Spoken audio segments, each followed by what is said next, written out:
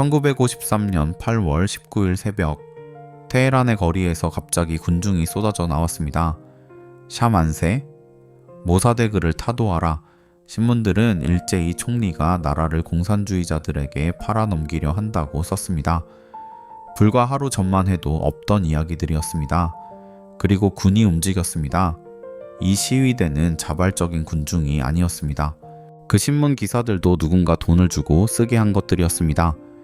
이 모든 걸 기획한 건 미국 CIA였습니다. 그날 무너진 건 한 명의 총리가 아니었습니다. 70년 후 전쟁의 씨앗이 그날 심어졌습니다. 오늘은 그 이야기입니다. 끝까지 보시면 지금 뉴스에서 보이는 미국과 이란의 전쟁이 완전히 다르게 보이실 겁니다. 1951년의 이란을 상상해 보세요. 땅 밑에는 세계에서 손꼽히는 석유가 묻혀 있습니다. 중동 최대 매장량 중 하나였습니다. 근데 그 석유로 돈을 버는 건 이란 사람이 아니었습니다. 영국 회사 앵글로 이란 석유 회사가 이란 석유를 통째로 운영하고 있었거든요. 지금의 BP, 바로 그 회사입니다.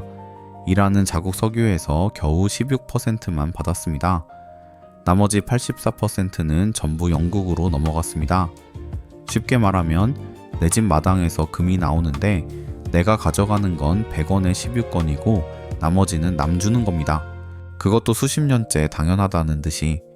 이란 노동자들은 영국 직원들과 같은 시설에서 일하면서도 훨씬 적은 임금을 받았습니다. 화장실도 따로 써야 했다는 증언이 있습니다. 이 상황에 분노한 사람이 있었습니다. 변호사 출신의 정치인 모하마드 모사데그. 그 시대 이란에서 가장 신뢰받는 지도자였습니다.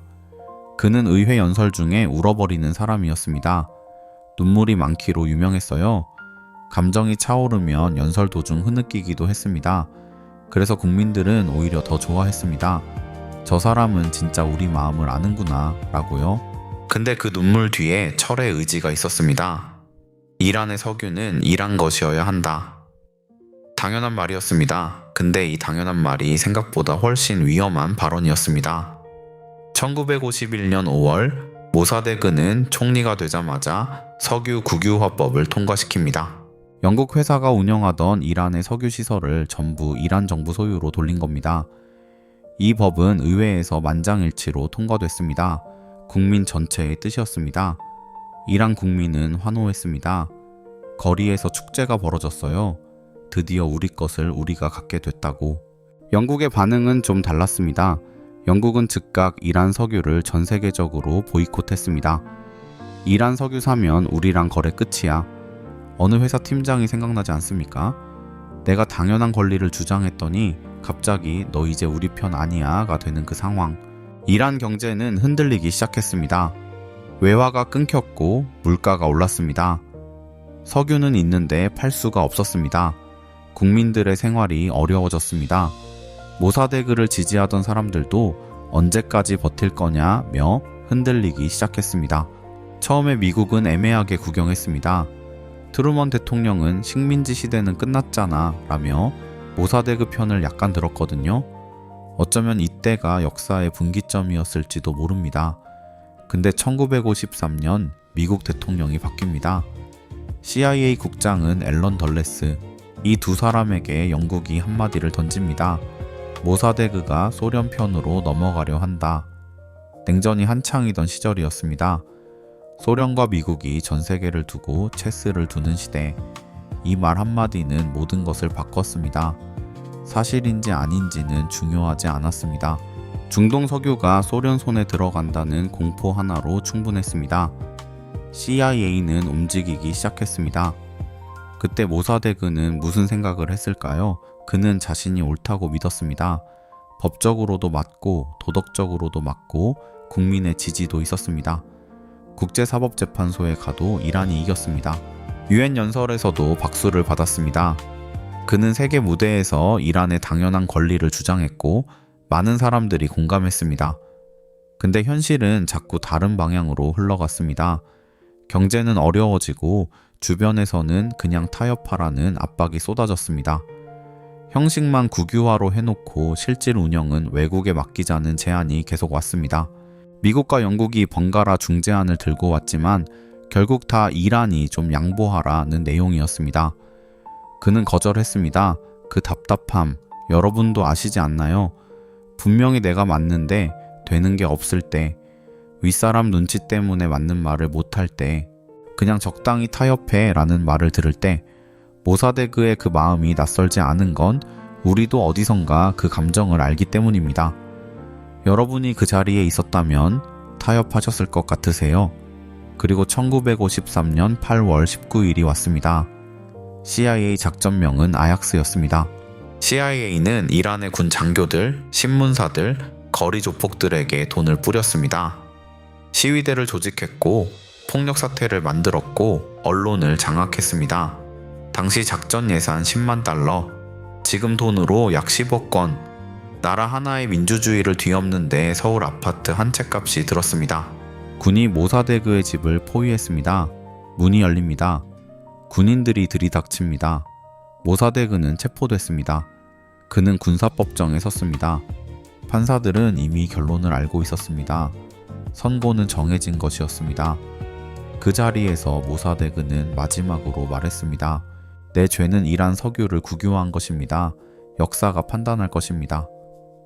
3년 징역, 그리고 남은 생 14년을 집 밖을 나가지 못한 채 살았습니다. 1967년 혼자서 죽었습니다. 친미왕 레자샤가 복귀했습니다. 비밀경찰 사바키가 조직됐습니다. 반대자들을 잡아들이고 고문하고 숨겼습니다. 이란 국민들은 또다시 외세가 선택한 지도자 아래 살게 됐습니다. 그렇게 25년이 흘렀습니다. 그리고 1979년 이란 혁명이 일어났습니다. 25년간 쌓인 분노가 터졌습니다. 호메이니가 집권했습니다. 이란은 이슬람 공화국이 됐습니다. 미국은 대학마다, 반미가 국가 정체성이 됐습니다. 핵 개발이 시작됐습니다. 그리고 오늘 뉴스에서 보이는 미국과 이란의 전쟁, 호르무즈 해협의 긴장, 그 뿌리가 여기 있습니다. 1953년 8월 19일 그 하루, 2013년 CIA가 기밀 문서를 해제합니다. 거기 이렇게 적혀 있었습니다. 1953년 이란 쿠데타는 미국 외교정책으로서 CIA 지시 하에 실행됐다. 60년 만의 자백이었습니다. 모사데그가 죽고 46년이 지난 뒤였습니다. 이 이야기 낯설지 않으시죠? 내가 옳다는 걸 압니다. 증거도 있고 논리도 있습니다. 근데 힘 있는 쪽이 다른 방향을 원합니다. 결국 짓밟힙니다. 그리고 오랜 시간이 지나서야 누군가 그때 우리가 잘못했다고 시인합니다. 그때 나는 이미 지쳐버린 뒤입니다. 직장에서, 가족 안에서 내가 아무리 맞는 말을 해도 힘 없다는 이유로 묻히는 그 순간, 누구에게나 한 번쯤 있지 않았나요? 야, 내 말이 맞는데 그냥 넘어가자. 위에서 원하는 대로 하자. 그 말을 들었을 때의 기분, 억울한데 어쩔 수 없는 그 무력함. 모사데그도 정확히 그 자리에 있었습니다. 근데 70년의 결말을 보면 또 다른 걸 말합니다. 모사데그를 무너뜨린 그 당의 선택이 결국 1979년 혁명을 낳았고, 그게 지금 2026년 전쟁의 씨앗이 됐습니다. 당의 이익을 위해 옳은 것을 짓밟으면 그 대가는 반드시 어딘가에서 돌아옵니다. 그것도 훨씬 더 크게. 역사는 가끔 너무 늦게 정직해집니다.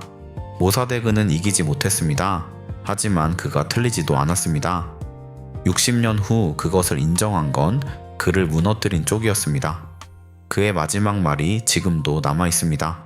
역사가 판단할 것입니다. 그리고 역사는 판단했습니다.